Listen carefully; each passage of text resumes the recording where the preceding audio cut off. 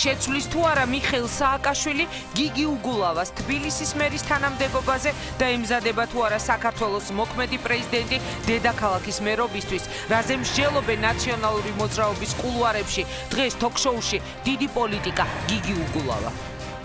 ასწავლეთ ჭკუა იმას, ვისაც ეს სჭირდება. ღია დაპირისპირება საქართველოს მთავრობასა და თბილისის მერიას შორის რით დასრულდება გიგი უგულავას წინააღმდეგ აღძრული სისხლის სამართლის საქმეები. როდის დაამთავრებს ახალი მთავრობა აი ამ შუკენობას და როდის გადავა რეალურად საქმის კეთებას. ერთი წელი კოაბიტაციის დაწყებიდან და 33 დღის დასრულებამდე აპირებს თუ არა გიგი უგულავა პოლიტიკური მოღვაწეობის გაგრძელებას ვადის ამოწურვის შემდეგ ჟურნალისტიკიდან დიდ პოლიტიკაში რა იქნება შემდეგ.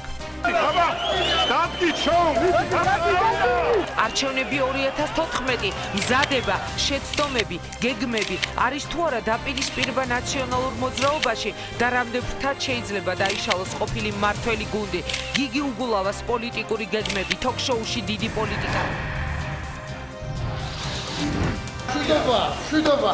დირექტორის გარეშე დარჩენილი საზოგადოებრივი მაუწყებელი და ბრძოლა დირექტორობისთვის, ვის ან რას ეწირება პოლიტიკური ток-შოუები და რატომ აისახება მარადიულად პოლიტიკური ცვლილებები პირველ არხზე.